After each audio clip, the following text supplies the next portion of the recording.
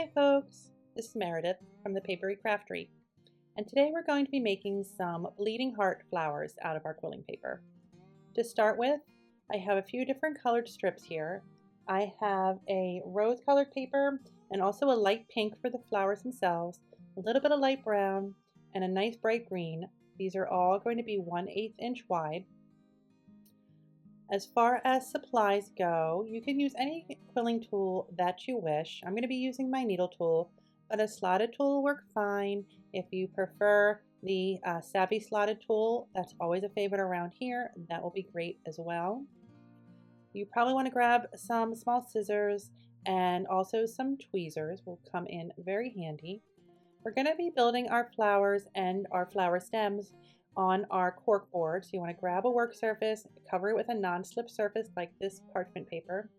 I have some pins, some Elmer's glue all in a needle nose container, a ruler, and then also a bit of a mat board. And that's really just to show off the finished product. I have some photographs here of the bleeding heart flowers, and they're so unique. They don't even look real. They don't look like they would even grow in nature, but they are shaped like a heart. And oftentimes they have two little wings coming off the sides, and that's when they start blooming. You can see the white coming from the underside. That's going to be the seeds to make new flowers, and they grow kind of in a chain along a long branch, which we're going to be making today. We're also going to be making the leaves that go with them. We're going to start off with the stem just so we can get that ready and put it to the side so we can dry. We're going to make this nice and sturdy, so it's going to be a double thick strip. I have an 18-inch piece of this light brown. It is from Quilled Creations, and I fold that right in half. I add a solid line of the white glue all the way down from that halfway point to one of the ends.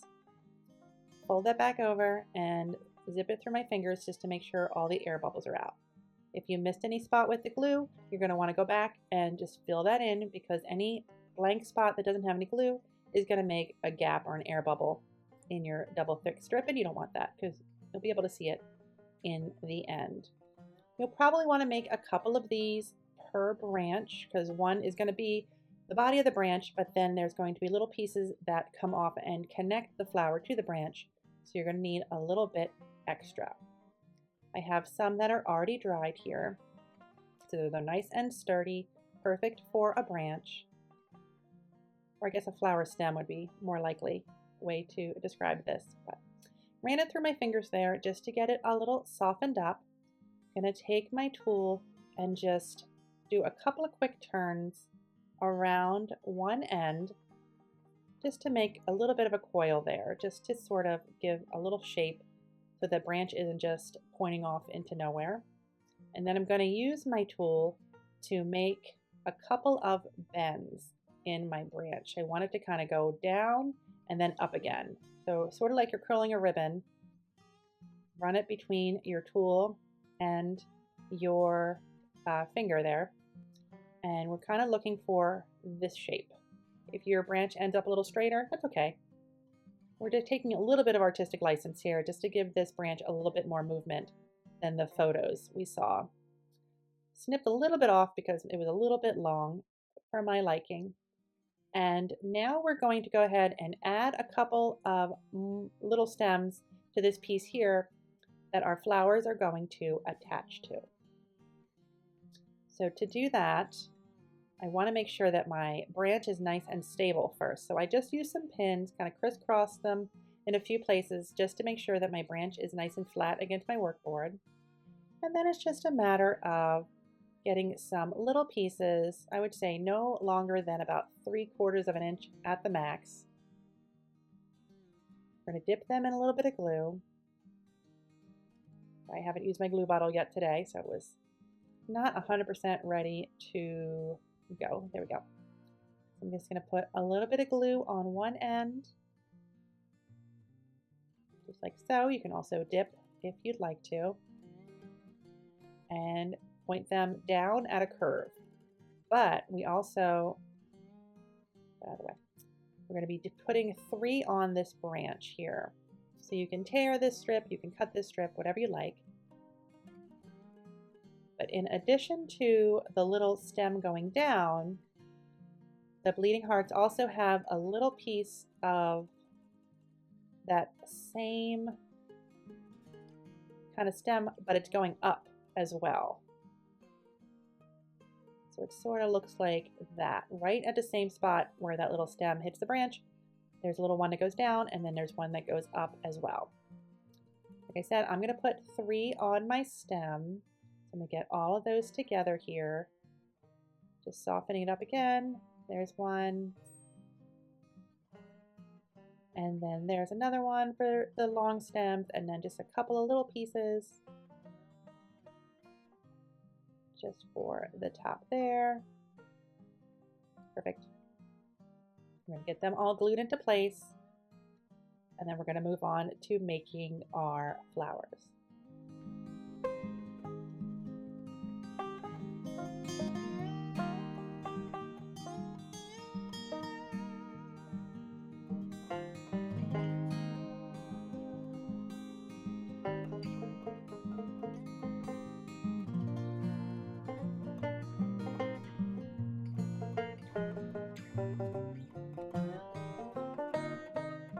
While the stems are all drying, we're going to go ahead and start making our flowers. The first thing we're going to do is make the larger of the flowers we're going to make. We're going to make 2 different kinds, and these ones are going to be more of a like almost fully bloomed bleeding heart. So what we're going to do is take the rose colored paper. These are also 18-inch strips, and these are also by Quilled Creations. I'm going to roll them all the way from start to finish on my needle tool, and we're just going to be making a basic coil to start with. So being that it's a little bit long, it tends to be a little tricky to do all the way on the needle tool and keep it straight, so I usually get about halfway done and then start rolling it in my hands. Like I said, any tool will work for this.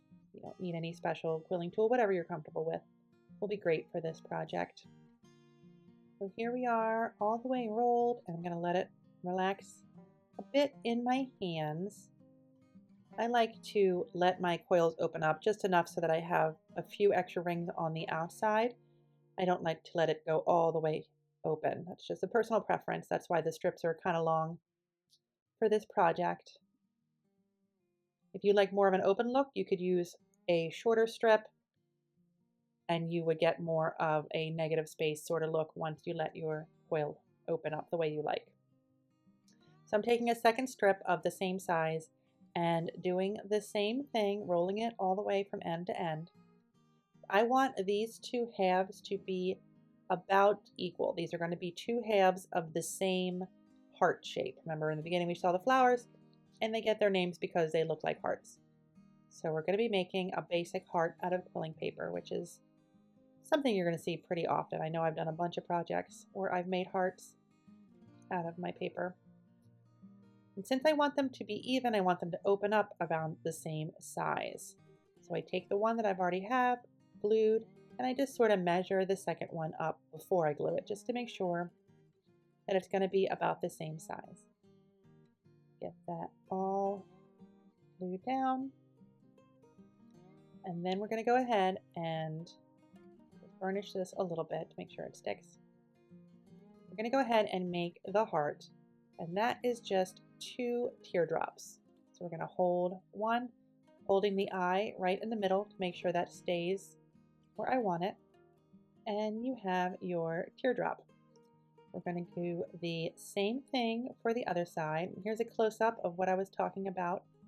Holding the center, the eye, with one hand, pinching the other side, is going to help you keep everything even. So you're not ending up with your eye too far down towards the point, or maybe a lot of gaps in between your layers. Just a helpful tip. Next thing we're going to do is make the 2 little pieces that were sort of winging out from the side of our heart as it is blossoming.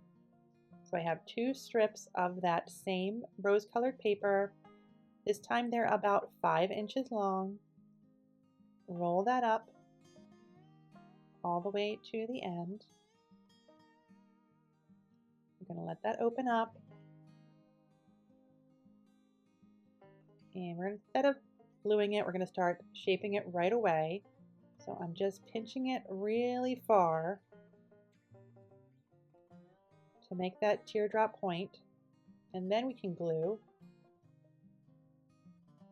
You can always glue first if you like, but sometimes in the smaller pieces it's just easier just to go right into it.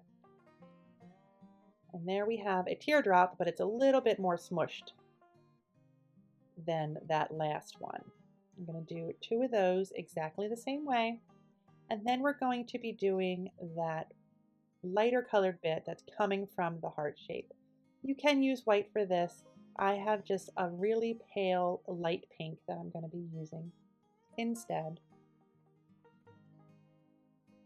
And for that one, another 5 inches, we're going to roll that all the way to the end, just like before. And just like before, we're going to go ahead and get that pinched on one side. But instead of leaving the other side like a true teardrop, we're going to push up from the bottom as we're pinching. And that's going to widen that other end quite a bit. And that's sort of what we're looking for. The tricky thing about the bleeding heart flowers is as they blossom, there's so many stages that they go through. We're taking a little bit of artistic license with this, like I said. We're kind of simplifying this all the way to the max. Here are all of our pieces for the first blossom that we're going to be making.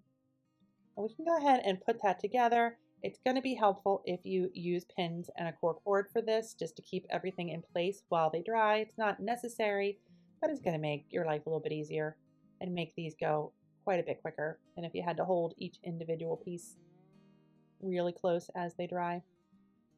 So I have my cork board here. I have my stem is still on there setting, but I have my pins, so I'm just using this little corner here. And I'm going to put a line of glue down one heart, and then a line of glue down the other side of the heart. And we're going to put them together, but that light pink piece is going to come from the bottom. So the top of the hearts are going to be hitting each other, and the point is going to be on either side of that light pink piece. Oops, coming from the side. And this is going to be a little bit of a juggling act here, because these pieces want to stick to my fingers today. Sometimes that happens. But don't be afraid to put the pins in between the layers of your quilling paper. It's not going to really move them around too much. And once everything is dry and you take them out, you're not going to really be able to notice.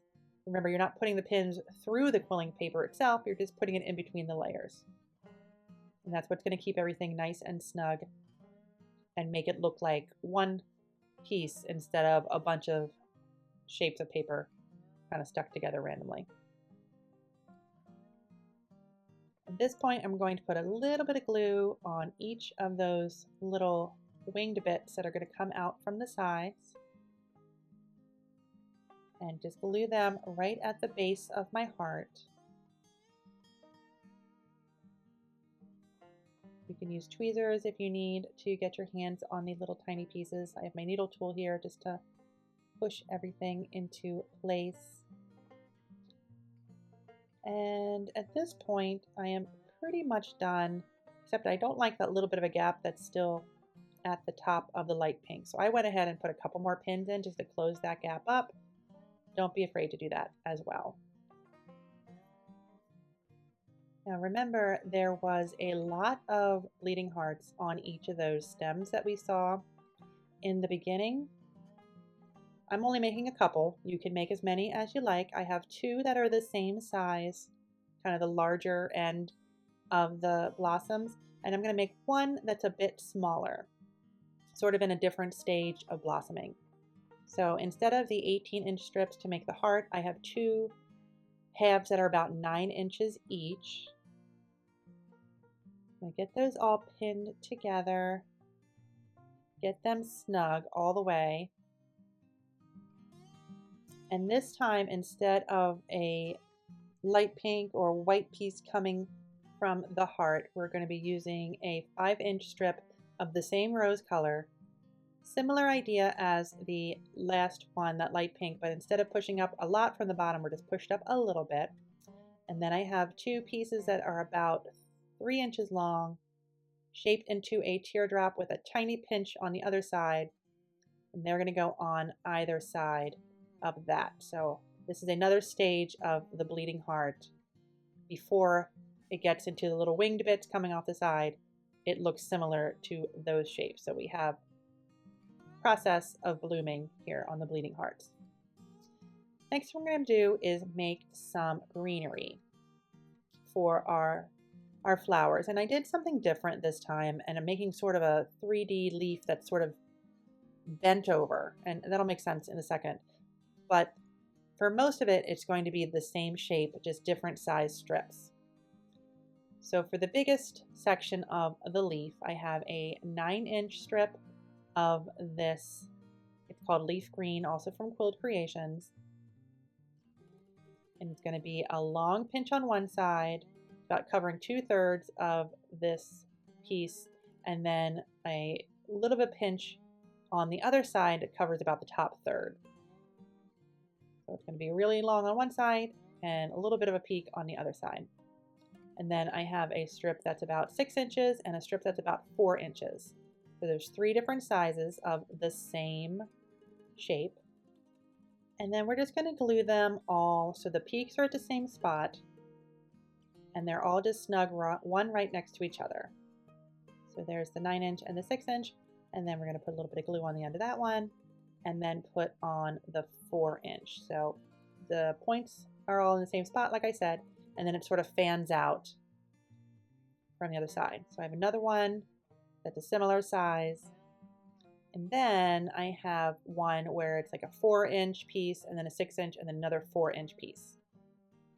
And we're going to put all these together on a little piece of stem that's going to come like it's branching off of the bigger stem that we already made. And it's all going to come together into one piece. So all of my flowers are dry at this point. We're going to get all the pins out. And then all my branches done.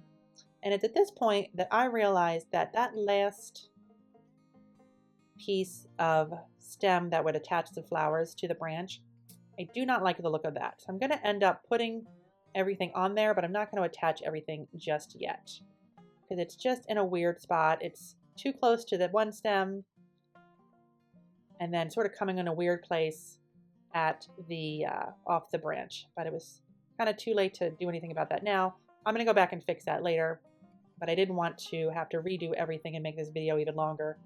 So sometimes I like to show my mistakes because then you realize it's not the end of the world. Everybody makes mistakes. We can figure out how to change that up later. But I want to go ahead and keep pushing through. I'm going to make the leaves off the end here. The idea is that they're going to come from the bottom of the branch on their own little extra stem. So that involves me repinning the stem a little bit and curving another bit so it's right underneath. So I'm thinking about not only how to make this look similar to the actual plant, but also make it an interesting quilling to look at as well. So trying to make everything even and balanced and dynamic and just good composition all around. So that's sort of where I'm playing with at this point. Oops. So I want my first chunk of leaf to not have glue on the end, but glue right there on the peak of it. And that's going to come right off the edge of my little stem. And then I want to take that piece that has the 2 different sizes with the longer one in the middle, place that right next to. So now we have what looks like the side of a leaf, but I really want to go in and make this look 3-dimensional. So that's where that other piece of leaf comes in, and I accidentally put glue on the top again, did not want that. we're going to put a little bit of glue right here on the top of the branch and the leaves that we just made. And we're going to end up placing this next chunk of greenery right on top of that so that it looks like it is one individual leaf, one big leaf that's kind of folded over on itself. I just thought that was a fun way to kind of make this look more alive. Then it's just a matter of putting some glue at the peak of your hearts where they're going to meet the stems. Like I said, that last one is not going to work out. I ended up taking a craft knife or a X-Acto knife and gently separating that little bit of stem from the branch itself, and then repositioned it later on down the road. But for time's sake, we are going to take one that I've already made in a similar composition, and I'm just going to put it on this mat board just so you can see the branch. It kind of blends into my table here. But this is what it could look like when you're all done. Super simple, really works with quilling. Some of our projects lately have been very involved, and we're kind of moving away from the beginning quilling a little bit. So it's nice to kind of get back to basics and just do some simple flowers that anybody can do, no matter their skill level, but look really unique and something that you don't see every day. As always, if you have any questions, leave those in the comments. I'll answer them as soon as I can. I'll link to all my supplies and tools in the description box for the video, as well as links to my Buy Me a Coffee page where you can find some quilling extras and learn how you can support the channel and keep it growing. It's always greatly appreciated. In the meantime, don't forget to like and subscribe so you can be around for my next video, and I'll see you then. Thanks so much for watching. Bye-bye.